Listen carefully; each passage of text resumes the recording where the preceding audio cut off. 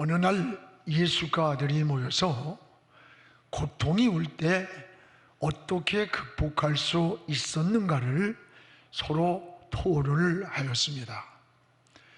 인간에 대한 증오가 생길 때 또는 경제적인 문제가 생겼을 때, 창작 활동 중에 무기력증이 왔을 때 각자의 해결 비법을 이야기를 했습니다. 어떤 이는 착한 친한 친구를 찾아가서 고통을 하소연한다고 했고, 또 어떤 이는 독한 술을 마시고 잠시 고통을 잊어버린다고 했습니다. 또 어떤 이는 증오와 분노가 생길 때 정면으로 부딪혀서 싸운다고 했습니다. 그러나 한결같은 이야기는 근본적인 문제를 해결하지 못했다라고 하는 고백입니다. 이때에 독실한 크리스찬이었던 독일의 유명한 음악가 하이든이 이런 말을 했습니다. 우리 집에는 작은 방이 하나 있습니다. 나는 고통이 오고 마음이 괴로울 때면 이 골방에 들어가서 무릎을 꿇고 하나님께 기도하며 하나님의 도움을 구합니다. 그리고 나오면 마음의 평안을 얻고 또 희망의 빛이 비춰옵니다. 이것이 내 인생의 해답입니다 라고 하는 고백을 했습니다. 그렇습니다. 여러분, 인생을 살아가면서 시험, 걱정, 근심, 염려, 괴로움 없는 사람이 누가 있습니까? 이런 문제의 해답이 성경에는 기도라고 말씀을 합니다. 여러분, 기도는 방법을 찾는 게 아닙니다. 하나님을 찾는 것이 바로 기도입니다. 여러분, 주님도 사역을 시작하기 전에 40일 동안을 금식을 하셨고 새벽 미명마다 홀로 하나님 앞에 기도를 드리셨고, 또 여러분, 잠든 제자들을 깨우면서 시험에 이기기 위해 기도하라고 했어요. 잠들 때 원수가 가라지를 덧뿌리고 간다고 하면서 파수꾼의 사명이 무엇인가, 영적 잠을 깨우는 이 파수꾼의 사역을 잘 알려주기도 했습니다. 주님은 설교하는 방법은 가르쳐 주질 않았어요. 근데 기도하는 방법은 주기도문을 통해서 우리에게 잘 알려주셨습니다. 우리 교단의 장종현 설립자님은 목사들에게 피를 토하듯 외치는 권면이 있습니다. 설교를 준비하다 보면 어떤 책을 먼저 보고 또 주석을 뒤적일 때가 많습니다. 그게 아니라 설교를 위해서 1시간 주석을 본다면 2시간 성경을 보고 3시간을 기도하라, 이 영성의 균형을 늘 그냥 말씀하세요. 이것이 늘 가슴속에 이렇게 새겨집니다. 오늘 바울은 감옥에 있어요. 자기가 그 감옥에 있으면서도 에베소 성도들에게 편지를 보내는데, 그 편지의 내용이 뭡니까? 내가 기도할 때, 이 감옥에서 기도하고 있을 때 하나님께 받은 영감, 하나님께 받은 은혜를 너희에게 말한다라고 했습니다. 바울은 다메섹 도상에서 주님을 만난 이후 그의 삶의 중심은 항상 기도였습니다. 자기 감정이나 기분대로 말하지 않았습니다. 먼저 기도하고 하나님의 뜻을 전했다고 하는 고백입니다. 그렇습니다. 바울은 오늘 말씀 가운데 기도할 때, 하나님께 기도할 때 받은 은혜를 3가지로 소개를 하고 있습니다. 무엇보다 하나는 기도할 때 따라합시다. 지혜와 계시의 영을 주셨다. 하나님께 기도할 때 하나님은 나에게 지혜를 주시고 계시의 영을 주셨다고 했습니다. 17절을 우리 함께 읽겠습니다. 우리 주 예수 그리스도의 하나님 영광의 아버지께서 지혜와 계시의 영을 너희에게 주사 하나님을 알게 하셨다라고 했습니다. 기도할 때 지혜를 주셨습니다. 여러분, 지식과 지혜는 다릅니다. 지식은 학문을 통해 아는 것이라면 지혜는 하나님께로부터 받은 분별력 또는 통찰력을 지혜라고 말합니다. 세상을 살면서 여러 가지가 중요한 게 많습니다만은 저는 늘 지혜가 가장 중요하다라는 생각을 해요. 지혜가 부족해서 쏟기도 하고 잘못되는 경우도 굉장히 많이 있습니다. 여러분, 요즘 같은 혼란한 시대에 보세요. 이 선악을 분별하고 하나님의 뜻을 분별하고 선택의 갈림길에 놓일 때에 그 분별력 있는 이 통찰력이 무엇보다 중요하다는 것을 깨닫게 됩니다. 그래서 하나님도 야고보서 1장 5절에 지혜가 부족하거든 하나님께 구하라고 하셨어요. 또 여러분, 열왕기 3장에 보면 솔로몬이 1000번제를 하나님께 드리면서 기도를 할 때 하나님이 꿈 가운데 나타나셨습니다. 네 소원이 뭐냐고 물으실 때에 솔로몬은 지혜를 구했습니다. 하나님, 솔로몬이 구한 지혜가 하나님에 맞는 기도라고 하시면서 13절에 이렇게 말씀합니다. 그가 구하지 아니한 부귀와 영화까지 네 평생에 너에게 주리라고 약속을 합니다. 여러분, 그렇습니다. 학생이 공부를 해도 지혜가 필요하고, 여러분 사업을 해도 지혜가 필요하고, 또 여러분 가정의 행복을 만드는데도 지혜가 있어야 돼요. 말 한마디로 해도 지혜가 없어서 가정이 깨지고 갈등할 때가 얼마나 많아. 정치를 하는데도 지혜가 있어야 돼요.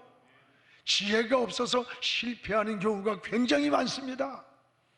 바울은 오늘 이 지혜가 기도할 때, 내가 기도할 때 하나님이 나에게 지혜를 주었다는 거예요.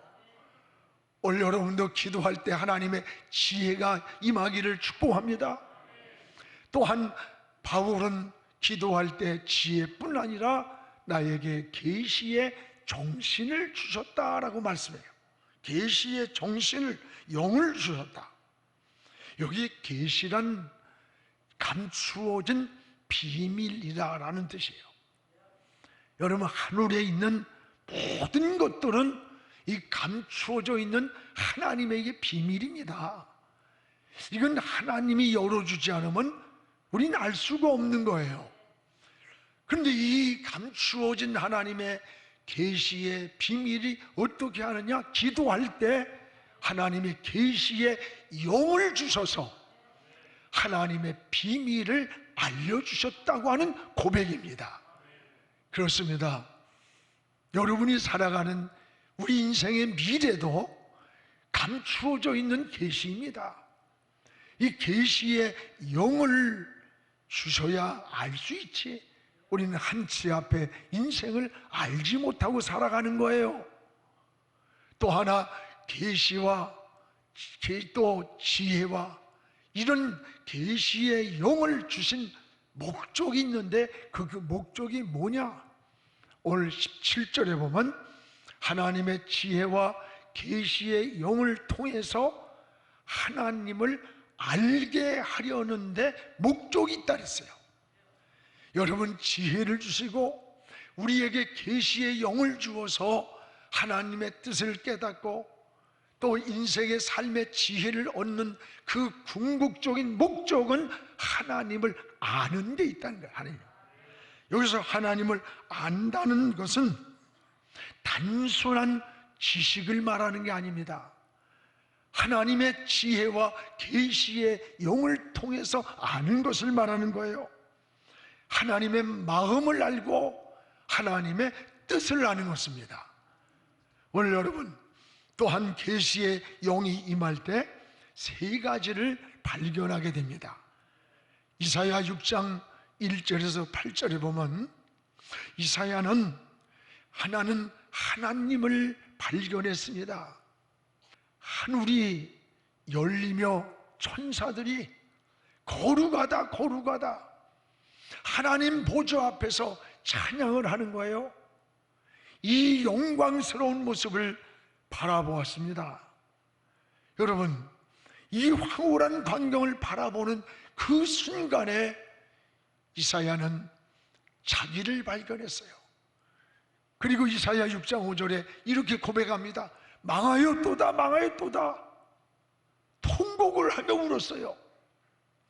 거룩한 저 하나님의 빛 가운데 자기의 모습을 보니까 너무나 추하고 더럽고 불결했어요. 그동안은 의로운 줄 알았는데 내 모습이 이렇게 추한 것을 깨닫고 하나님 앞에 통곡을 하면서 부정한 내가 거룩한 하나님을 보았노라고 통곡을 했어요. 여러분, 은혜가 뭡니까? 은혜는 남의 허물이나 약점을 보는 게 아니에요. 은혜는 내 모습을 보면서, 내 부족을 보면서, 남의 허물이 보일 때, 남의 약점이 보일 때 나에게도 이런 약점이 있다, 이런 허물이 있다는 것을 깨달으면서 자기를 보는 거울이 되는 게 은혜인 겁니다. 그래서 하나님 앞에 부정한 내가 하나님을 보았노라고 자기를 발견하고 통곡을 하고 있을 때 천사가 나타나서 제단의 숯불을 이사야에게 대면서 내 모든 죄악을 사해 주셨노라고 말씀했어요. 이때 이사야는 세 번째 사명을 발견합니다.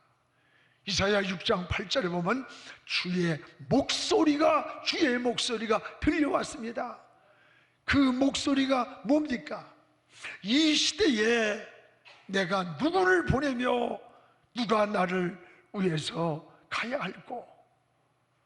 이때 이사야는 내가 여기 있나이다, 나를 보내주소서라고 뜨거운 사명으로 하나님 앞에 자원하는 것을 보게 됩니다.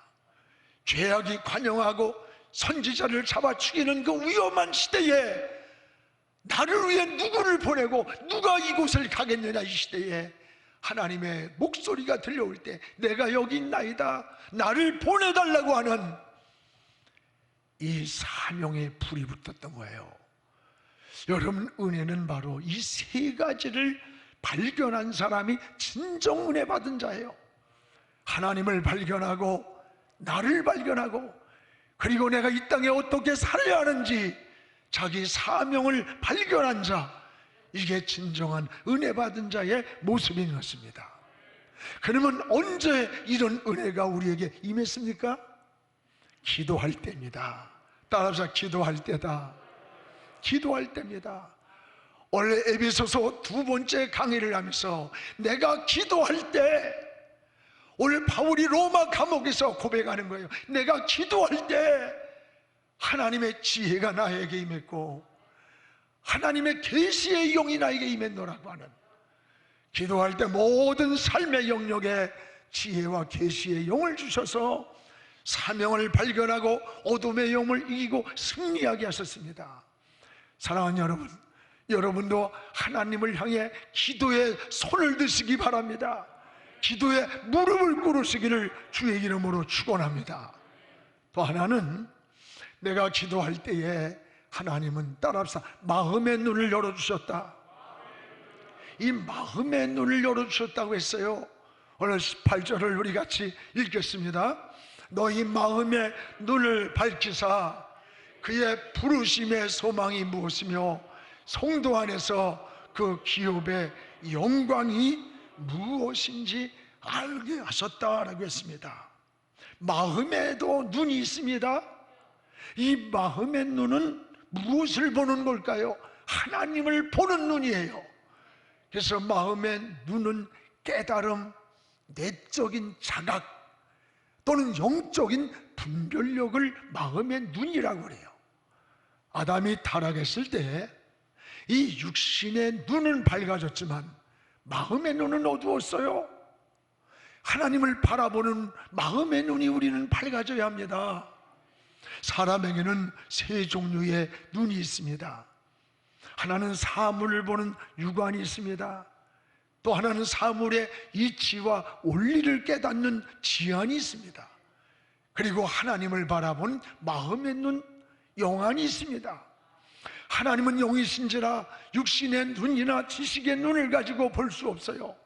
신앙의 눈, 마음의 눈, 영적인 눈으로만 저 하나님을 바라볼 수 있는 거예요. 그래서 시편 119편 18절에 다윗은 하나님이여 내 눈을 열어서 주의 법에 기이한 것을 보게 해달라고 했습니다. 다윗의 소경이 아닙니다. 마음의 눈을 열어달라고, 영적인 눈을 열어달라고 하나님께 기도했던 겁니다. 오늘 여러분도 마음의 눈이 밝아지기를 축복합니다. 삼손이를 보세요. 성경에 사사기 15장 19절에 보면 이 삼손의 고백이 나옵니다. 삼손이가 나실인 아닙니까? 나귀뼈 하나 가지고 1,000명을 죽이는 힘이 있었어요. 초인적인. 그런데 정작 삼손이는 사막에서 쓰러졌습니다. 한 가지 목이 말라 견디지 못하고 사막에 쓰러졌을 때 하나님 앞에 울부짖는 거예요. 하나님, 내가 목이 말라 죽겠나이다. 저 블레셋 원수 앞에서 부끄러움을 당했습니다. 하나님, 내가 날 살려달라고 막 하나님 앞에 울부짖는 거예요. 사람이 살면서 저는 뭐 저기 환경에 또 뭐 주변에 어쩌고 하지만 진짜 가장 무서운 적은 자기 안에 있는 거예요. 자기가 가장 큰 적입니다. 1,000명을 나귀뼈 하나 가지고 블레셋 군대를 물리쳤지만 정작 자기의 목마름을 해결하지 못하고 쓰러진 거예요. 그때 하나님을 향해 울부짖을 때, 그리고 눈을 떠보니까 방금 전만 해도 사막이었던 자기 앞에서 물이 막 솟아나, 그 물을 먹고 힘을 얻어가지고 다시 블레셋 군대를 치러 갔으니 이 물이 성경에 에나꼴의 샘이라 그랬고, 이 물을 마시고 정신이 회복되었다 그랬어요. 오늘 우리가 받은 은혜, 삶의 현장이 멀리 이민이 나가고 이사 나가고 어디 가야 있는 게 아닙니다. 우리의 진정한 은혜와 축복은요, 여러분이 앉아있는 이 자리가 에나꼴의 샘이라는 걸 깨닫기 바랍니다. 여러분이 머물고 있는 현장, 여러분이 머무는 가정, 여러분이 섬기고 있는 교회에서 하나님 앞에 무릎 꿇고 여호와의 이름을 부르시기 바랍니다. 거기서 에나꼴의 샘이 터지기를 주의 이름으로 축원합니다. 이게 믿음인 것입니다. 또한 마음의 눈이 열리면 우리 마음엔 소망이 생긴다는, 소망. 오늘 18절에 보면 부르심의 소망이 무엇인지, 성도 안에서 기업의 영광이 무엇인지를 알게 하신다 라고 했어요. 하나님의 자녀로 부르신 은혜를 알고 소망 가운데 산다는 거예요. 그래서 여러분 성도들은 늘 하늘에 소망이 있고 천국에 소망이 있습니다.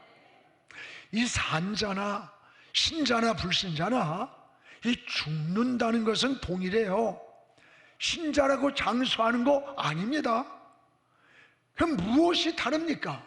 죽음에서부터 달라지는 거예요. 성도들의 임종을 보면요, 거의 마지막 죽음 앞에서 평온합니다. 죽을 때 천군 천사가 그 영혼을 데리러 오신다는 거예요. 그런데 불신자들이 보면 대단한 것 같은데 마지막 임종의 순간을 보면 여러분이 느낄 거예요. 가정의 불신자들이 얼굴이 새카매지고 무언가 막 웅크리고 뒤틀고 고통스러워요. 그 마지막 순간에 악마가 그 영혼을 붙잡으러 오는 것이 보여진다는 거예요. 이게 여러분 죽음에서 달라지는 걸 봐요. 성도들의 임종에는 죽음 앞에 평온함이 있어요.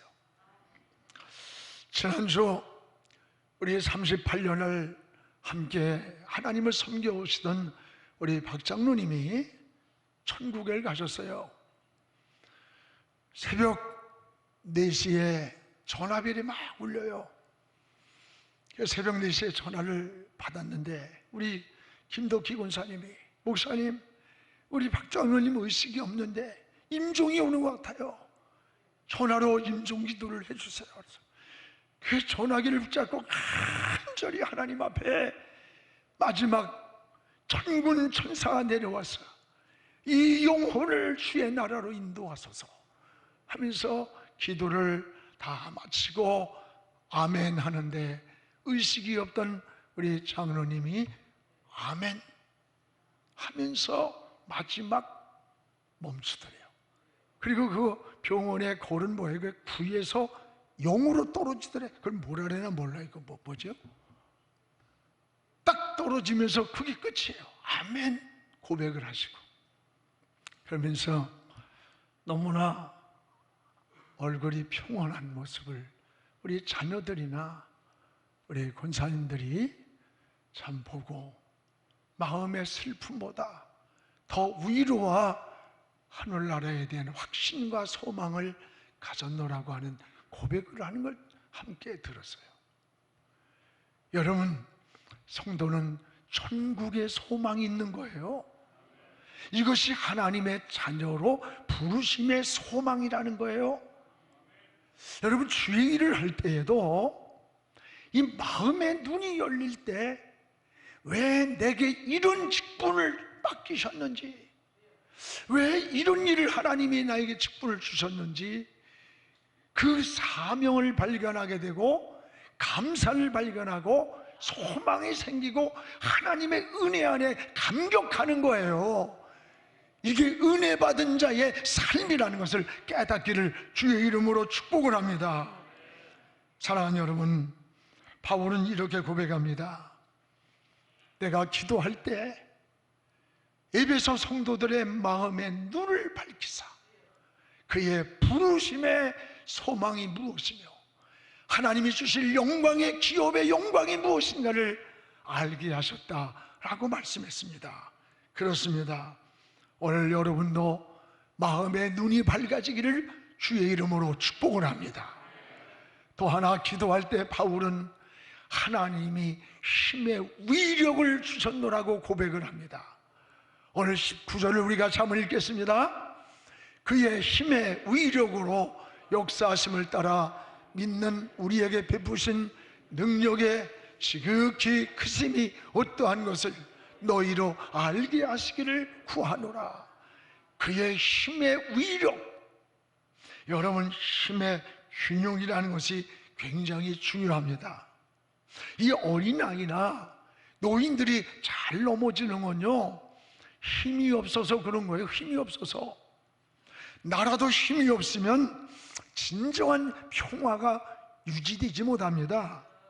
평화는 강자가 요구할 수 있는 것이지 약자는 평화를 구걸하는 것, 구걸. 그래서 로마 군사 전략가 베제티우스는 평화를 원하느냐? 전쟁을 준비하라. 전쟁하라는 얘기 아니에요. 평화를 원한다면 전쟁을 각오를 하고 힘을, 균형을 가지라는 거예요. 오늘 우리는 영적으로도 힘이 있어야 합니다. 이 영적인 힘이 없으면 원수마귀에게 공격당하는 거예요.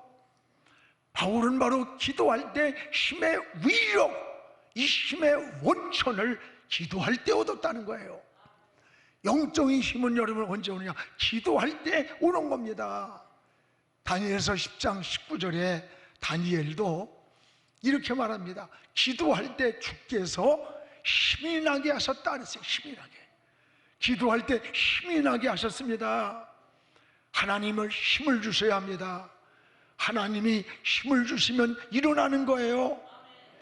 우린 질병에서도 일어나고 실패에서도 일어나고 넘어진 자리에서도 일어날 수 있음을 고백하시기를 축복합니다.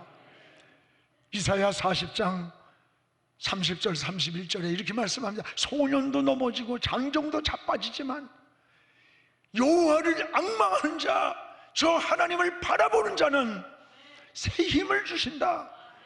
하늘로부터 온 새 영, 새 힘을 주신다는 거예요.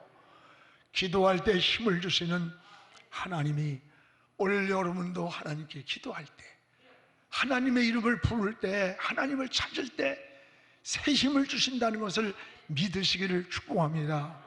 사랑하는 성도 여러분, 오늘 바울이 기도할 때에 지혜와 계시의 영을 주셨고 마음의 눈을 열어주셨고 새 힘의 위력을 주신 하나님이 오늘 여러분도 무릎 꿇을 때, 기도에 손을 들 때에 이 은혜를 주실 줄로 믿습니다. 하나님의 은혜가 함께하기를 축복합니다.